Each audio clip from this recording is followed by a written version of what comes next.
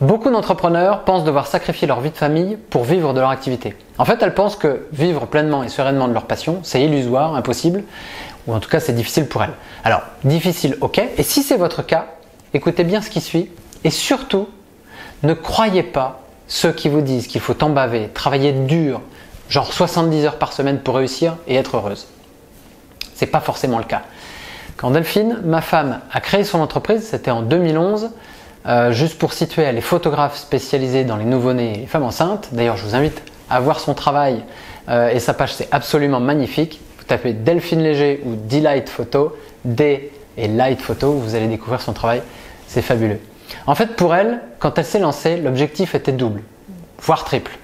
D'abord, c'était vivre de ce qu'elle aime, la photographie, et donc dégager un revenu plus confortable qu'en étant salarié, et puis surtout mieux concilier vie pro et vie perso après la naissance de notre premier enfant. J'irais même dire pour en profiter autant que possible, et d'ailleurs on en a fait 2 autres tout aussi merveilleux depuis. Preuve que ça marche et que c'est possible.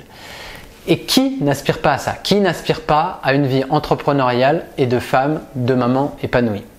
Bon, pourtant, je ne vous cache pas que le défi au départ était de taille, mais ça, comme pour beaucoup d'entrepreneurs, j'ai envie de vous dire, dans le cas de Delphine, elle n'avait pas fait d'école de photographie, elle n'avait pas de titre prestigieux, elle n'avait pas de réseau et aucune connaissance en gestion, aucune expérience commerciale et une vie de femme, de maman déjà plutôt bien remplie.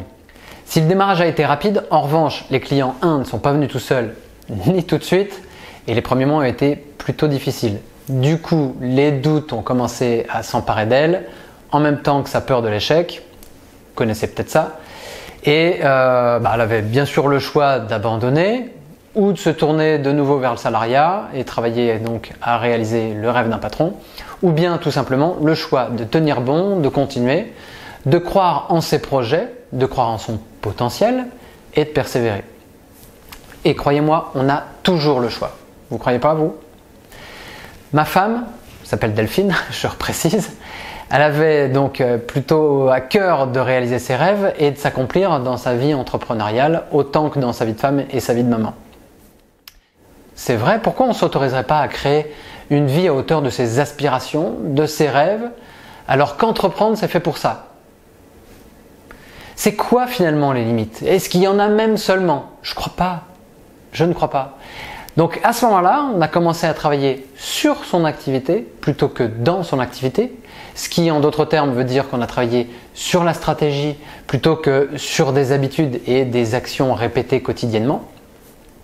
Mais il lui fallait une activité qui soit moins saisonnière, qui ait plus de clients réguliers et puis un positionnement haut de gamme pour mieux la faire vivre.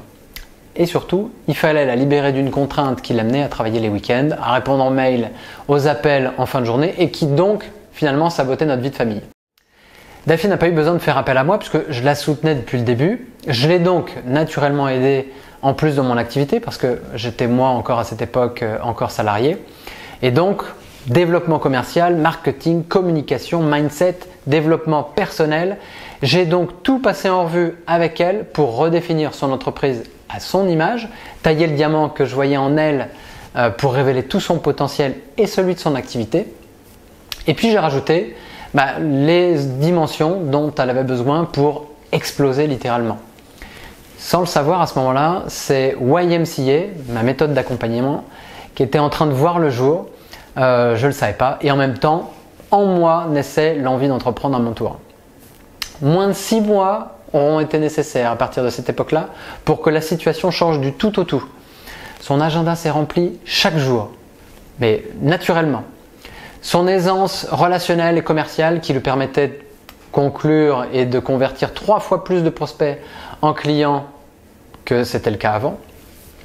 Sa gamme s'est affinée, ses ventes additionnelles se sont multipliées et elle a pu se dégager un salaire qui était largement supérieur à ce que lui garantissait son patron quand elle était salariée. Tout ça en entamant sa 2e grossesse, en élevant notre premier enfant. Donc c'était maintenant il y a 6 ans, Aujourd'hui, ma femme commence ses journées à 9 h pour les terminer à 16 h. On a 3 enfants qu'elle accompagne à l'école le matin et le soir.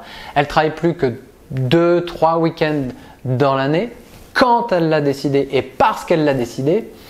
Et on a automatisé une grande partie de sa gestion et de son secrétariat, ce qui veut dire plus d'appels et de réponses aux mails le soir. Donc on a retrouvé une forme de liberté qu'on avait perdue. Elle gagne 3 à 4 fois plus que lorsqu'elle était salariée. Elle adore ce qu'elle fait et je crois que c'est ça qui reste le plus important. Et elle ne changerait tout ça pour rien au monde. Elle remporte aujourd'hui des prix au niveau international dans son métier. Elle forme désormais ses consoeurs. Elle a plus de 6700 fans, je crois, sur sa page qui sont extrêmement inspirés par ce qu'elle fait. Et surtout, elle a de nombreux clients qui sont très satisfaits de son travail. Et ça, vous pourrez le vérifier sur sa page. Bon, pourtant, si on revient, on met le curseur 8 ans en arrière, même elle n'y aurait pas cru quand elle a démarré. Parce qu'elle doutait, tout simplement. Est-ce que il vous arrive encore de douter? Ça arrive à tout le monde, naturellement. Tous les deux, aujourd'hui, elle et moi, on vit chaque jour à construire ensemble la vie de nos rêves, à profiter de nos enfants, à voyager autant que possible et à partager ce que nous aimons et savons faire le mieux pour les autres, pour nos clients respectifs. Elle a été ma première cliente. Elle reste bien sûr l'une de mes plus grandes fiertés.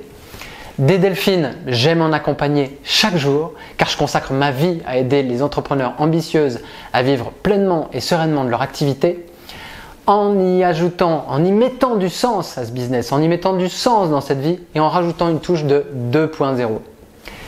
Concrètement, vous êtes une Delphine potentielle et vous pourriez rapidement le devenir. Maintenant, si vous voulez savoir comment on y arrive, comment on atteint ces résultats, c'est très simple. Je vous invite tout simplement à suivre la présentation que j'ai réalisée et que je destine aux femmes entrepreneurs ou en devenir. Je vous mettrai le lien en description sous cette vidéo ou en commentaire pour que vous puissiez y trouver directement ce que vous avez tout intérêt à aller chercher.